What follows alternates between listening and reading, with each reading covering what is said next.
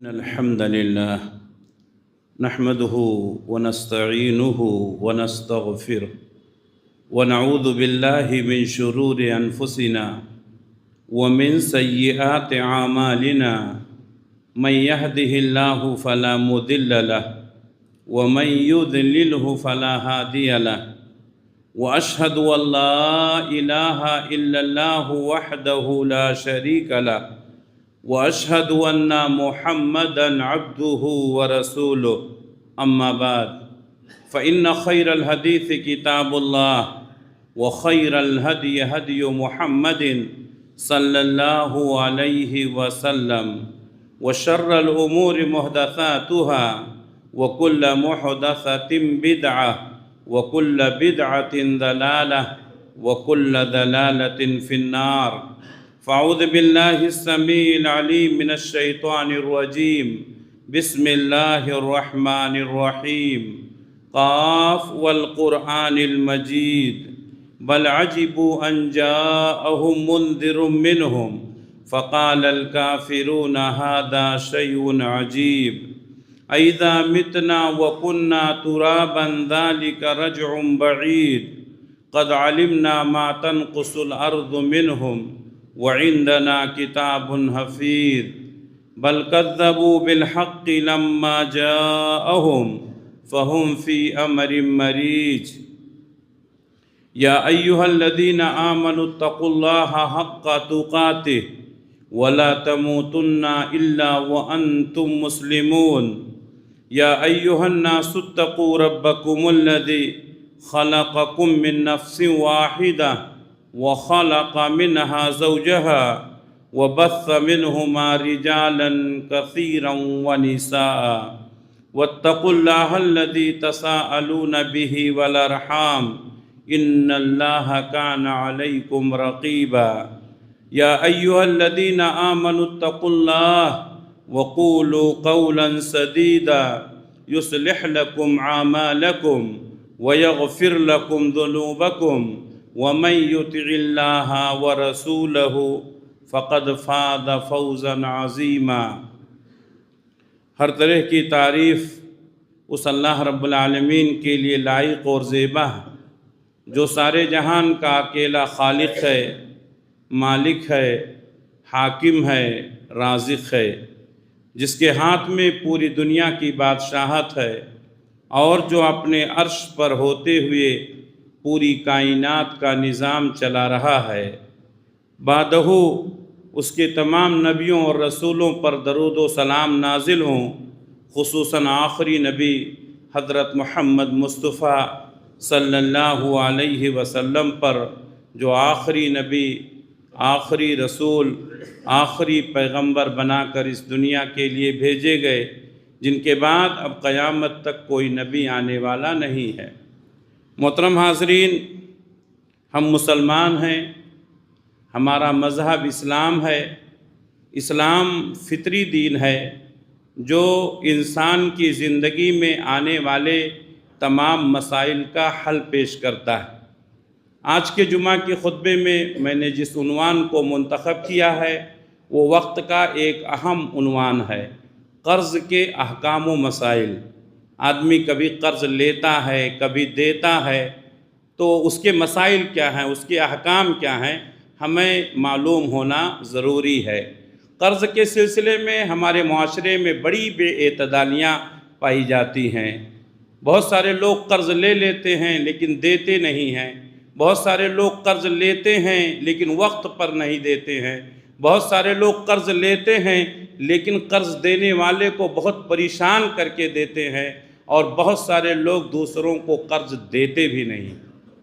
اس کے احکام کیا ہیں، مسائل کیا ہیں، اس سلسلے میں آج کے جمعہ کے خطبے میں انشاءاللہ گفتگو ہوگی۔ اللہ سے دعا ہے کہ اللہ رب العالمین ہمیں شریعت کے احکام اور مسائل کو صحیح طریقے سے سمجھنے کی، اس پر عمل کرنے کی اور دوسروں تک پہنچانے کی توفیق عنایت فرمائے۔ قرض کے سلسلے میں سب سے بنیادی مسئلہ یہ ہے کہ جو آپ قرض لیتے ہیں یا دیتے ہیں، اس کی مکمل وضاحت ہونی چاہیے۔ وضاحت کا مطلب کیا ہے کہ قرض دینے والے کا نام، قرض لینے والے کا نام، کتنا قرض دیا گیا ہے، کب واپس کریں گے، یہ ساری چیزیں لکھت طور پر ہونی چاہیے، اور لکھنے کے بعد قرض لینے والے کا، دینے والے کا اور 2 گواہوں کا دستخط ہونا چاہیے۔ یہی ہم لوگ غلطی کر جاتے ہیں، قرض لینے والا دینے والا لکھتا نہیں ہے، اس کو گواہ نہیں بناتا ہے، اور لینے کے وقت کیا کہتے ہیں، کیا ہم پر بھروسہ نہیں ہے؟ بھروسہ کر کے بعد میں پریشانی ہوتی ہے۔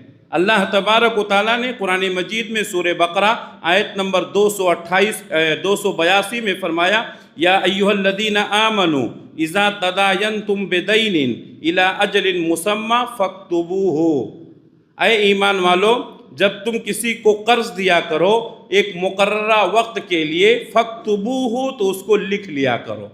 لکھنے کا مطلب کیا ہے؟ دینے والا، لینے والا، دونوں کا نام، قرض کی رقم، کب تک واپس کریں گے، اس کے بعد 2 لوگوں کی گواہی۔ یہ پہلا بنیادی مسئلہ ہے، اور یہیں پر اکثر لوگ غلطی کر جاتے ہیں۔ جو قرض دیا ہے اس کو چاہیے کہ قرض کو وصولنے میں ذرا نرمی کرے۔ بہت سارے لوگ بہت زیادہ سختی کرتے ہیں، اور کبھی کبھی سختی کرنا پڑتا ہے، تو دونوں مسائل پر انشاءاللہ گفتگو ہوگی۔ بہرحال قرض کی وصولی میں نرمی کرنا چاہیے۔ اللہ تبارک و تعالیٰ نے سورہ بقرہ میں 280 میں فرمایا، فَإِنْ كَانَ ذُو عُسْرَةٍ فَنَظِرَةٌ إِلَىٰ مَيْسَرَةٍ، اگر قرض لینے والا تنگ دست ہو تو اس کو چاہیے قرض دینے والے کو کہ ایک اور مہلت دے دے، یعنی قرض دینے والا قرض لینے والے کے ساتھ احسان کرے، بار بار اگر اس کو ضرورت پڑتی ہے تو اس کو موقع دیتا رہے۔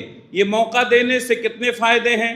اللہ کے نبی صلی اللہ علیہ وسلم نے فرمایا کہ ایک شخص کو اللہ تعالیٰ نے جنت میں داخل کر دیا، اور اس کی جو نیکی تھی، اس کا جو سبب تھا وہ کیا تھا؟ لوگوں کو قرض دیا کرتا تھا، اور قرض وصولنے کے لیے اس کے پاس جو سیکریٹریز تھے، کام کرنے والے تھے، ان کو اس نے یہ تاکید کر رکھی تھی کہ قرض وصولنا، لیکن وصولنے میں سختی نہیں کرنا۔ اگر دے دیتا ہے تو ٹھیک ہے، اگر نہیں دیتا ہے تو مزید مہلت دے دینا۔ صرف یہ نیکی، اس نے قرض معاف نہیں کیا تھا، مہلت دیا تھا، نرمی کی تھی۔ پیارے نبی صلی اللہ علیہ وسلم فرماتے ہیں کہ اسی نیکی کی وجہ سے اللہ تعالیٰ نے اس شخص کو جنت میں داخل کر دیا۔ تو جو لوگ قرض دیتے ہیں ان کو مبارک ہو، کیونکہ یہ بہت نیک کام ہے، اور اگر قرض دار مجبور ہے، لاچار ہے، اور اس کو مہلت دیتے ہیں تو یہ اور بھی زیادہ ثواب کا کام ہے۔ اللہ کے نبی صلی اللہ علیہ وسلم نے ایک اور مقام پر فرمایا کہ قرض دینے والا اگر قرض لینے والے کو مہلت دیتا ہے تو صرف اللہ تعالیٰ اس کو معاف نہیں کرتا ہے، بلکہ اتنی رقم اس کو صدقہ کرنے کا ثواب ملتا ہے۔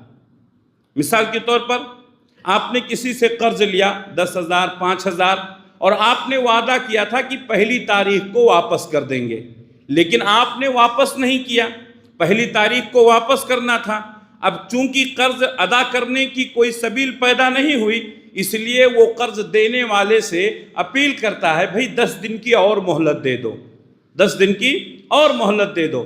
قرض دینے والا اس کو 10 دن کی اور مہلت دے دیا، 10,000 روپے 1 تاریخ کو واپس کرنا تھا، واپس نہیں کر سکا، قرض دینے والے نے اس کو 10 دن کی اور مہلت دے دی۔ اللہ کے نبی صلی اللہ علیہ وسلم فرماتے ہیں ہر روز 10,000 صدقہ کرنے کا ثواب ملے گا، ہر روز 10,000 روپیہ صدقہ کرنے کا ثواب ملے گا۔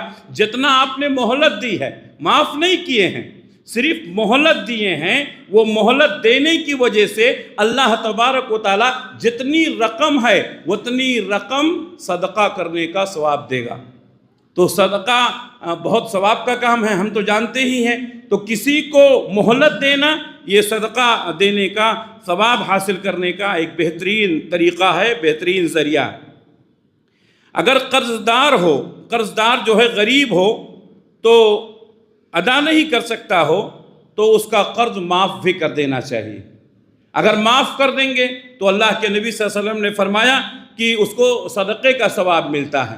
اور اللہ تبارک و تعالیٰ نے بھی قرآن مجید میں اس کی وضاحت فرمائی، سورہ بقرہ آیت نمبر 280 میں، فَإِن تَصَدَّقُوا خَيْرٌ لَكُمْ إِن كُنتُمْ تَعْلَمُونَ، جو مال تم نے بطور قرض دیا تھا، اگر قرض لینے والا واپس نہیں کر پاتا ہے، اس کی کوئی مجبوری ہے اور آپ نے معاف کر دیا تو آپ کو صدقہ کرنے کا ثواب ملے گا۔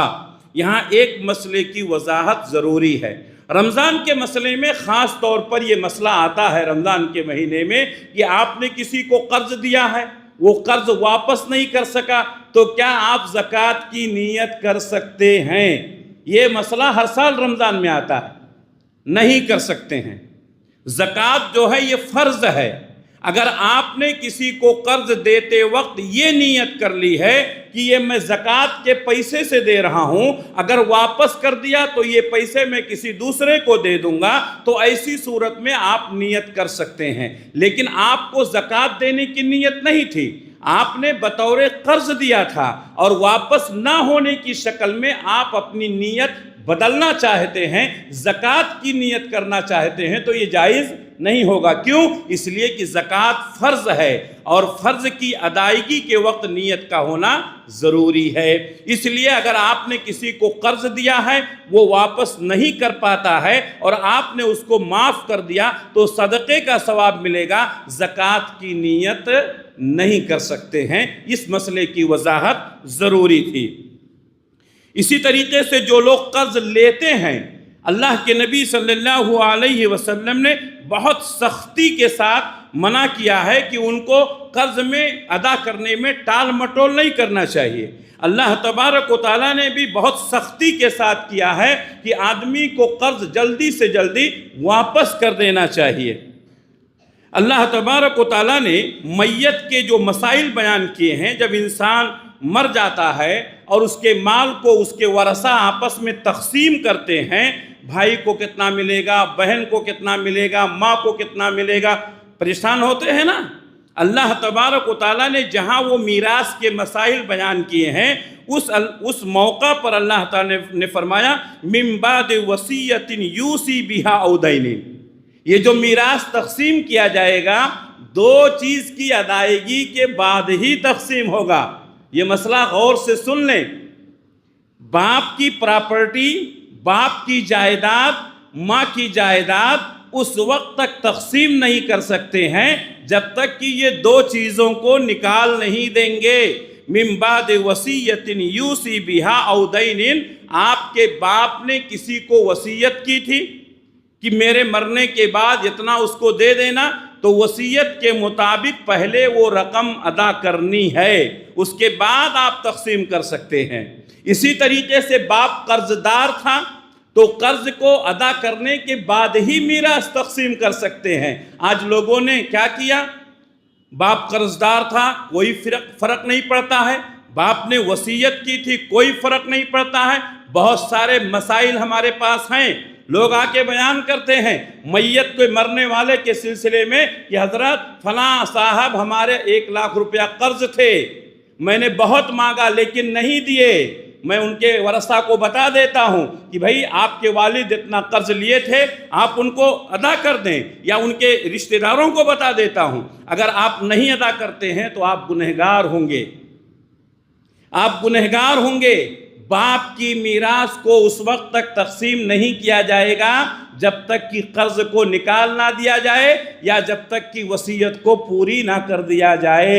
یہ مسئلہ آپ دھیان میں رکھیں۔ اسی طریقے سے اللہ کے رسول صلی اللہ علیہ وسلم نے فرمایا من اخذ اموال الناس یرید اداء فأد اللہ عنہ ومن اخذ یرید اتلافها اتلفہ اللہ، رواہ البخاری۔ صحیح بخاری کی حدیث ہے، اللہ کے نبی صلی اللہ علیہ وسلم نے فرمایا جس شخص نے قرض لیا اور قرض لینے کے وقت اس کا ارادہ تھا، اس کی نیت تھی کہ وہ قرض کو ادا کرے گا، اللہ کے نبی صلی اللہ علیہ وسلم نے فرمایا فَأَدَّ اللَّهُ عَنْهُ، اللہ تعالیٰ اس کو قرض کو ادا کرنے کے راستے پیدا کر دیتا ہے۔ وَمَنْ أَخَذَ يُرِيدُ إِتْلَافَهَا، لیکن اگر کوئی شخص قرضہ لیتا ہے لیکن لینے کے وقت اس کی نیت صحیح نہیں ہے، موقع ملا تو واپس کر دیں گے، نہیں ملا تو کوئی بات نہیں ہے، اللہ کے نبی صلی اللہ علیہ وسلم نے فرمایا اَتْلَفَهُ اللَّهُ، اللہ تعالیٰ اس کو برباد کر دیتا ہے۔ معلوم یہ ہوا کہ قرض لیتے وقت ہماری نیت درست ہونی چاہیے۔ قبل اس کے کہ بات آگے بڑھوں، ذہن میں ایک بات آ گئی ہے، بتا دیتا ہوں تاکہ بات رہ نہ جائے۔ قرض لینے یا دینے میں سود کا مسئلہ نہیں ہونا چاہیے۔ آج بہت سارے لوگ قرض کے نام پر مارواڑیوں کے یہاں جا کے قرض لیتے ہیں، اس پر سود ہوتا ہے 1%، 2% جو بھی، تو یہاں سود نہیں ہونا چاہیے۔ یہ ضمناً بات آ گئی تاکہ ذہن سے بات نکل نہ جائے۔ سود پر قرض لینا بھی صحیح نہیں ہے، قرض دینا بھی صحیح نہیں ہے۔ اللہ نے آپ کو جو حیثیت دی ہے اسی حیثیت کے مطابق آپ زندگی گزاریں اور سود پر قرض لینے سے پرہیز کریں۔ اللہ کے نبی صلی اللہ علیہ وسلم نے سختی کے ساتھ منع کیا۔ قرض لیتے وقت اگر نیت صحیح ہے تو اللہ تعالیٰ ادا کرنے کے راستے نکالتا ہے، لیکن قرض لیتے وقت ہی اگر نیت میں کھوٹ ہے تو اللہ برباد کر دیتا ہے، وہ قرض ادا نہیں کر پاتا ہے۔ صحیح بخاری کی ایک حدیث ہے، اللہ کے نبی صلی اللہ علیہ وسلم نے فرمایا، پہلے زمانے میں ایک شخص نے 1000 دینار، کتنا؟ 1000 دینار، دینار سونے کا ہوتا ہے، درہم چاندی کا ہوتا ہے، 1000 دینار اس زمانے میں اس نے قرض مانگا کسی سے۔ کسی نے کہا، اس نے قرض دینے والے نے کہا کہ کوئی گواہ پیش کرو۔ کہا میں مسافر آدمی ہوں، کوئی گواہ نہیں ہے، اللہ کو گواہ بناتا ہوں۔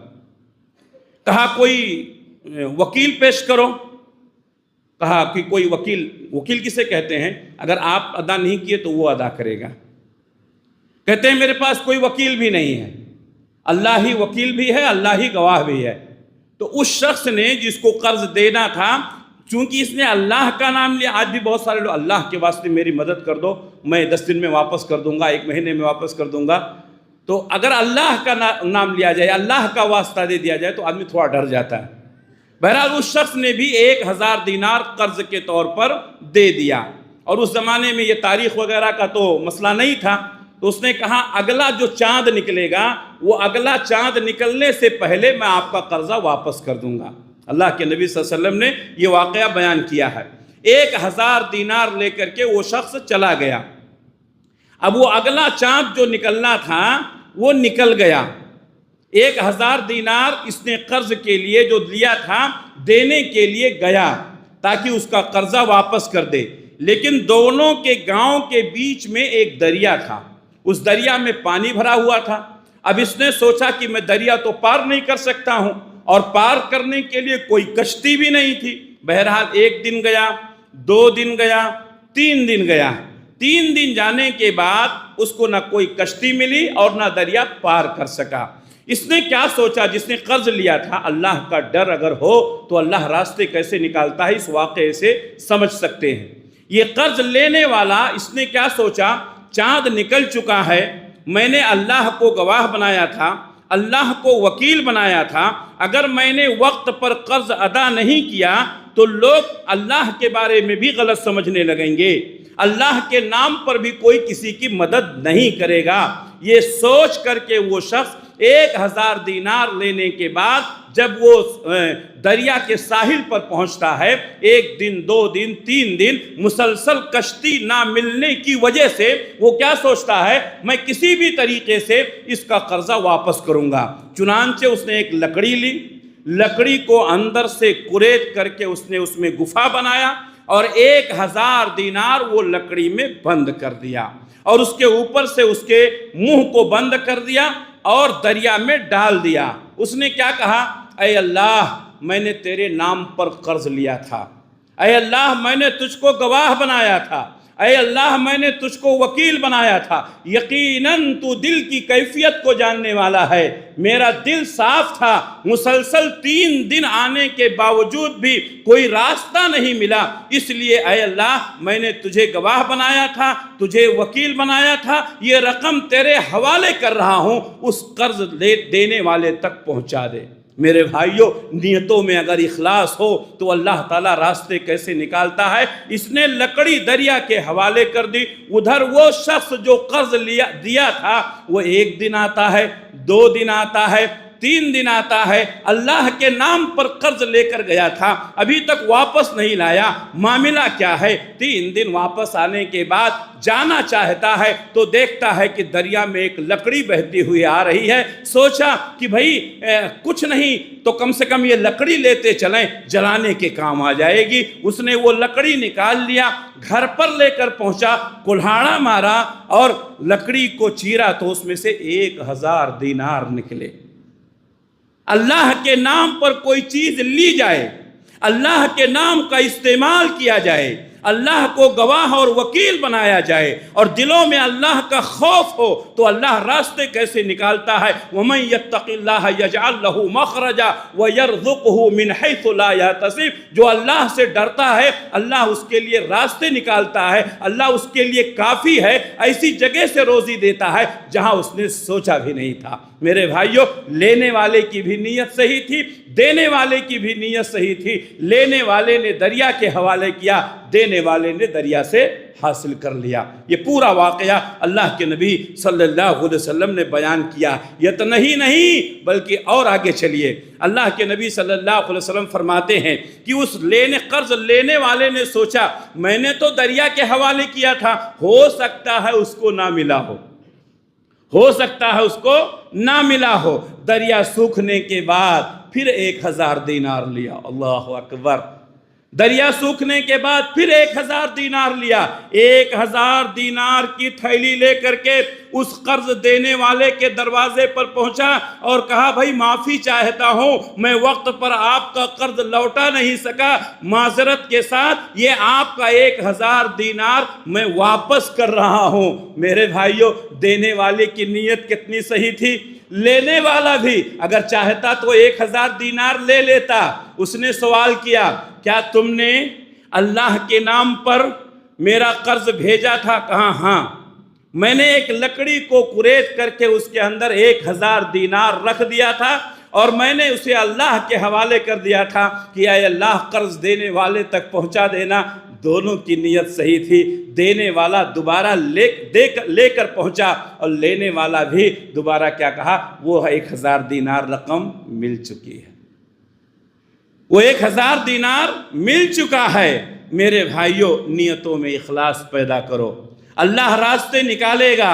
आज बहुत सारे लोग परेशान हैं, कर्ज लिए हैं अदा नहीं, नीयत में खोट है, नीयत में खोट है, देना नहीं चाहते हैं। अगर नीयत में इखलास होता, अल्लाह के नबी सल्लल्लाहु अलैहि वसल्लम ने फरमाया कि जो शख्स अल्लाह के नाम पर सही नीयत के साथ वादा करने का इरादा करता है, अल्लाह उसके लिए रास्ता निकालता है, और जो तलफ करना चाहता है, धोखा देना चाहता है, नुकसान पहुंचाना चाहता है, अल्लाह उसको बर्बाद कर देता है। जिन लोगों का कर्ज अदा नहीं हो रहा है, अपनी नीयतों में इखलास पैदा करें, कहीं ना कहीं आपकी नीयत में खोट है, इसीलिए अल्लाह तबारक व तआला रास्ते नहीं निकालता। मेरे भाइयों, आज कितने लोग हैं, हम जानते हैं, जाती तौर पर हम जानते हैं, जो दूसरों का माल लिए हुए हैं, करोड़ों में खेल रहे हैं, लेकिन फिर भी नहीं देते हैं। क्यों? उनकी नीयत में खोट है। कर्ज की अदायगी के बगैर बख्शिश नहीं होती है। इसीलिए अल्लाह के नबी ने क्या फरमाया कि कर्ज अदा कर दो, कर्ज लेने से परहेज करो। अल्लाह ताला ने क्या फरमाया, मीरास का माल तकसीम करने से पहले वसीयत को पूरा करो, कर्ज को पूरा करो। आपका बाप आपके लिए कर्ज लिया, आपका बाप आपको आगे बढ़ाने के लिए कर्ज लिया, बाप के मरने के बाद आपने उसका कर्ज नहीं अदा किया, उसकी रूह मुअल्लक रहती है। अल्लाह के नबी सल्लल्लाहु अलैहि वसल्लम ने फरमाया, सुनन तिर्मिज़ी की हदीस है, नफ्सुल मुमिनी मुअल्लक़तुन बिदैनिही हत्ता युक़ज़ा अन्हु। कर्ज लेने वाले की रूह मुअल्लक रहती है, हिसाब किताब नहीं होता है, न इल्लीन में जाती है न सिज्जीन में जाती है, जब तक कि उसका कर्ज ना अदा किया जाए। अल्लाह के नबी सल्लल्लाहु अलैहि वसल्लम के पास कोई जनाजा लाया जाता, प्यारे नबी सल्लल्लाहु अलैहि वसल्लम पूछते, इस मरने वाले के ऊपर कुछ कर्ज था? लोग कहते हाँ था। तो आप कहते तुम लोग पढ़ लो, मैं इसकी नमाज जनाजा नहीं पढ़ूंगा। हमारे नबी कर्जदार की नमाज जनाजा नहीं पढ़ते थे। एक दफा एक शख्स का जनाजा लाया गया, अल्लाह के नबी ने पूछा क्या उसके ऊपर कर्ज था? सहाबा ने कहा हाँ अल्लाह के रसूल, इतने दिरहम थे।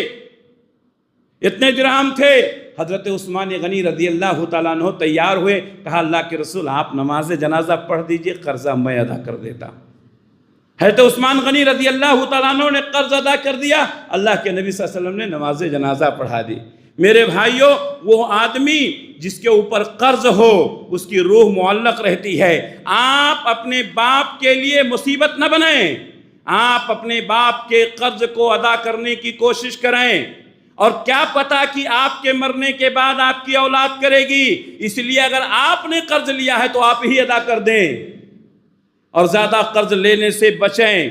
اسی طریقے سے اللہ کے نبی صلی اللہ علیہ وسلم نے ایک اور حدیث میں فرمایا، شہادت ایک ایسا مقام ہے کہ شہید ہونے کے بعد اللہ اس کے تمام گناہوں کو معاف کر دیتا ہے۔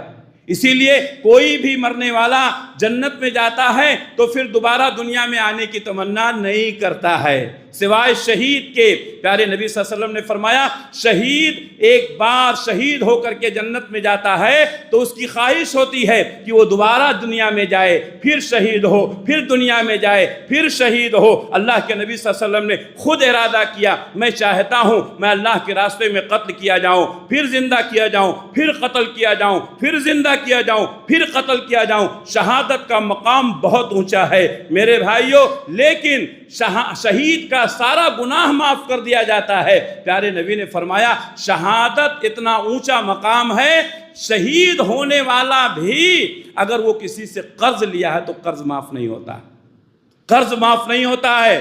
میرے بھائیوں، بات آ گئی ہے تو بتا دوں، بہت سارے لوگ دوسروں کا مال دبا کر کے، بھائی کا حق دبا کر کے، بہن کا حق دبا کر کے، پڑوسی کا حق دبا کر کے، دوستوں کا مال دبا کر کے، قرض لے کر کے حج کو چلے جاتے ہیں، عمرے کو چلے جاتے ہیں، اور ان کو یہ بتایا گیا ہے کہ حج اور عمرہ کرنے سے گناہ معاف ہو جاتے ہیں۔ آپ یہ بات کان کھول کر سن لیں، اللہ کے حقوق معاف ہو سکتے ہیں، اللہ بندوں کے حقوق معاف نہیں کرے گا۔ اگر آپ نے قرض لیا ہے مجھ سے 5 روپے، جب تک میں نہیں معاف کروں گا کوئی نہیں معاف کر سکتا ہے۔ یہ بات یاد رکھیں، دنیا کی کوئی بھی نیکی کر لیں، حقوق العباد میں کسی طرح کی کوئی کمپرومائز نہیں، اللہ بھی نہیں معاف کر سکتا ہے جب تک کہ بندہ نہیں معاف کرے گا۔ اس لیے میرے بھائیوں، قرض کو ادا کرنے کی کوشش کرو۔ یہ حج، یہ عمرے، یہ شہادتیں، یہ بڑی بڑی نیکیاں، یہ ہجرت، یہ سب جو ہے یہ بندوں کے حقوق کو معاف نہیں کروا سکتی ہیں۔ اس لیے آپ اگر قرض دار ہیں تو قرض ادا کرنے کی کوشش کریں۔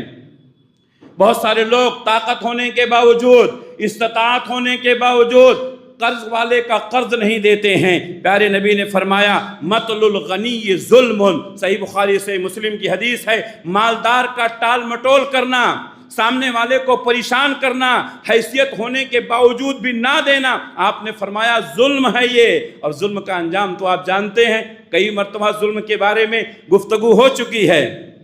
اسی طریقے سے اگر کسی نے قرض دیا تو قرض دینے والے پر اللہ تعالیٰ نے احسان کا وعدہ کیا ہے۔ پیارے نبی صلی اللہ علیہ وسلم فرماتے ہیں، صحیح مسلم کی حدیث ہے، من نفس عن مسلم عن مؤمن کربۃ من کرب الدنیا نفس اللہ عنہ کربۃ من کرب یوم القیامہ۔ اگر کوئی شخص کسی انسان کی دنیاوی مصیبت کو دور کر دیتا، دنیاوی پریشانی کو دور کر دیتا، پیارے نبی نے فرمایا اللہ تعالیٰ آخرت کی پریشانیوں میں سے کوئی پریشانی دور کر دے گا۔ قرض آدمی کیوں لیتا ہے؟ دوا کے لیے، علاج کے لیے، کھانے پینے کے لیے۔ آج قرض لیتے ہیں کاروبار کو بڑھانے کے لیے، ایک کمپنی ہے تو 2 کمپنی کے لیے، 3 کمپنی ہے 4تھی کے لیے، گھر بنانے کے لیے، بلڈنگ بنانے کے۔ ارے اللہ نے جو دیا ہے اسی میں خوش رہو، چھوٹا گھر ہے بڑا گھر ہے۔ اکثر آج کل لوگ لون لیتے ہیں، چھوٹا گھر ان کو پسند نہیں آتا ہے، فلاں آدمی کا بڑا ہے اس لیے مجھے بھی بڑا ہونا، ہوئی کل لون، فلاں آدمی کی گاڑی بہت اچھی ہے مجھے بھی بڑی گاڑی لینا۔ اللہ نے جو دیا ہے خوش رہو، اللہ کا شکر ادا کرو، اللہ آپ کو بھی دے گا، کل دے گا۔ اپنا اسٹیٹس ظاہر کرنے کے لیے، اپنی حیثیت بتانے کے لیے انسان قرض لیتا ہے، یہ غلط ہے۔ لیکن اگر کوئی مجبور ہے، لاچار ہے، دوا کے لیے پیسے نہیں، علاج کے لیے پیسے نہیں، کھانے پینے کے لیے پیسے نہیں، بچوں کا اسکول فیس جمع کرنے کے لیے پیسے نہیں، ایسے لوگوں کی مدد کرنا یقیناً ثواب کا کام ہے۔ اللہ کے نبی نے فرمایا من نفس عن مؤمن کربۃ من کرب الدنیا، دنیاوی زندگی میں مومن کی کسی مصیبت کو دور کر دینے والا اللہ تعالیٰ اس کے آخرت کی پریشانیوں میں سے کوئی پریشانی کو دور کر دے گا۔ نفس اللہ عنہ کربۃ من کرب یوم القیامہ، قیامت کی مصیبتوں اور پریشانیوں میں سے اللہ اس کی پریشانی کو دور کر دے گا۔ اسی طریقے سے قرض لینے سے پہلے ہمیں سوچ لینا چاہیے۔ حضرت عمر بن خطاب رضی اللہ تعالیٰ عنہ کہا کرتے تھے قرض لینے والا 100 بار سوچ لے وہ قرض کیسے واپس کرے گا، قرض کیسے واپس کرے گا، واپس کرنے کی حیثیت اور طاقت ہے کہ نہیں، اگر ہے تو لے، نہیں ہے تو نہیں لے۔ اس لیے قرض لینے والے کو بہت سوچ سمجھ کر قرض لینا چاہیے۔ جہاں تک ممکن ہو آدمی کو قرض لینے سے بچنا چاہیے۔ اللہ کے نبی صلی اللہ علیہ وسلم نے بھی اپنی زندگی میں قرض لیا، آپ کو ضرورت پڑی لیکن آپ نے قرض لینے کو پسند نہیں کیا۔ آپ صلی اللہ علیہ وسلم بہت ساری چیزوں سے اللہ کی پناہ طلب کیا کرتے تھے، جس میں سے ایک بات یہ بھی تھی اللہم انی اعوذ بک من المأثم والمغرم۔ ہم نماز میں پڑھتے ہیں آخری تشہد میں دعائے ماثور میں اللہم انی اعوذ بک من المأثم والمغرم، اے اللہ میں گناہوں کے بوجھ سے اور قرض کے بوجھ سے تیری پناہ چاہتا ہوں۔ دعا ہے اللہ رب العالمین سے کہ اللہ رب العالمین تمام لوگ جو قرض دار ہیں ان کے قرض کو ختم کرنے کی کوئی سبیل پیدا فرمائے، اور جو لوگ پریشان حال ہیں اللہ ان کی پریشانیوں کو دور فرمائے۔ میرے بھائیوں، قرض لینا اچھی بات نہیں ہے، قرض لینے سے پرہیز کریں۔ قرض دینا یہ اسلام میں شریعت میں جائز ہے، لیکن مجبوری کی حالت میں شوق میں قرض لینا، شوق میں دینا، ان چیزوں سے بچنا چاہیے۔ اللہ کے نبی صلی اللہ علیہ وسلم ایک بار اپنے حجرے میں ہیں، آپ کے باہر مسجد کے بغل میں آپ کا حجرہ تھا، 2 ساتھی لڑ رہے ہیں، آواز تیز ہو گئی، اللہ کے نبی صلی اللہ علیہ وسلم باہر نکلے، دونوں سے پوچھا کیا لڑ رہے ہو تم لوگ؟ تو ایک نے کہا اللہ کے رسول یہ میرا قرض لیا ہے، بار بار مانگتا ہوں نہیں دے رہا ہے، اور دوسرے نے کہا اللہ کے رسول میرے پاس طاقت نہیں ہے، میں کہاں سے دوں؟ تو اللہ کے نبی صلی اللہ علیہ وسلم نے دونوں کو بلایا، کہا میں ایک فیصلہ کرتا ہوں تم دونوں مانو گے؟ کہا ہاں اللہ کے رسول آپ کا فیصلہ کون نہیں مانے گا؟ میرے بھائیوں، اس لیے لوگوں کے درمیان اصلاح کیا کرو۔ پیارے نبی صلی اللہ علیہ وسلم نے دونوں کو بلا کر کے ایک بہترین فیصلہ کیا، اور آپ نے دونوں کے درمیان کا راستہ نکالا۔ جس نے قرض دیا تھا اس سے کہا کہ آپ رقم آدھی کر دو، رقم آدھی کر دو یعنی آدھا معاف کر دو، اور جس نے لیا تھا اس سے کہا اب تم ادا کر دو، آدھا تو اس نے معاف کر دیا ہے۔ میرے بھائیوں، اس لیے قرض لینے والے دینے والے اگر معاملات پھنس جائے کسی بڑے کے پاس جائیں تو ان کے درمیان کوئی راستہ نکالنا چاہیے، کوشش کرنی۔ آج پوری قوم ڈوب رہی ہے، آج پوری قوم قرض میں ڈوب رہی ہے، لینے والا بھی دینے والا بھی، نیتیں صحیح نہیں ہیں، نیتوں میں اخلاص پیدا کرو۔ آخری بات، اگر آپ قرض دار ہیں تو آپ کو چاہیے کہ قرض کو ادا کرنے کے لیے کوشش کریں، جلد سے جلد اس کو ادا کریں۔ پتہ نہیں کب موت کا فرشتہ آپ کے پاس آ جائے اور مہلت نہ ملے۔ آج ہی اگر آپ کے پاس طاقت ہے، آپ کے پاس اللہ نے دیا ہے، آپ نے کسی کا قرض لیا ہے، میرا مشورہ ہے منبر رسول سے، آج یہاں سے اٹھنے کے بعد، یہاں سے جانے کے بعد اگر آپ کی حیثیت ہے تو آپ جس سے قرض لیے ہیں آج ہی جا کر کے ادا کر دیں، اس لیے کہ ممکن ہے کہ کل کا دن ہمیں نہ ملے۔ یہ میرا مشورہ ہے، اور یہی بات اللہ کے نبی صلی اللہ علیہ وسلم نے سمجھائی ہے۔ موت کا کوئی بھروسہ نہیں، اس لیے ہمارے پاس حیثیت ہے تو ہم فوری طور پر اس کو ادا کرنے کی کوشش کریں۔ اگر کوشش کر رہے ہیں، محنت کر رہے ہیں، راستہ نہیں نکل رہا ہے تو اللہ کے نبی صلی اللہ علیہ وسلم نے دعا فرمائی، جو بھی قرض دار ہیں، جو بھی قرضے میں ڈوبے ہوئے ہیں، پیارے نبی نے فرمایا یہ دعا پڑھو۔ سنن ترمذی کی حدیث ہے، پہاڑوں جیسا بھی قرض ہوگا اللہ تعالیٰ راستے نکال دے گا۔ اللہم اکفنی بحلالک عن حرامک واغننی بفضلک عمن سواک۔ یہ دعا پڑھتے رہو، اللہ تبارک و تعالیٰ قرض سے نکلنے کے راستے بتائے گا۔ یہ چند اہم اور بنیادی باتیں تھیں قرض کے احکام اور مسائل کے سلسلے میں۔ میرے خیال سے ساری باتیں آ چکی ہیں، پھر بھی اگر کسی کو کوئی مسئلہ سمجھ میں نہ آیا ہو تو بعد میں آپ سمجھ سکتے ہیں۔ اللہ سے دعا ہے کہ اللہ رب العالمین ہم سب کے اوپر رحم و کرم فرمائے، اللہ ہماری روزیوں میں برکت عطا فرمائے، ہماری نیتوں میں اخلاص پیدا فرمائے، اللہ تبارک و تعالیٰ ہمارے دلوں میں تقوی پیدا فرمائے، اللہ سے ڈرنے کی اللہ توفیق عنایت فرمائے، اللہ ہماری اولاد کو بھی صالح اور نیک بنائے، ہر طرح کی برائی سے بچنے کی توفیق عنایت فرمائے۔ اقول قولی ھذا واستغفر اللہ لی ولکم ولسائر المؤمنین من کل ذنب فاستغفروہ انہ هو الغفور الرحیم۔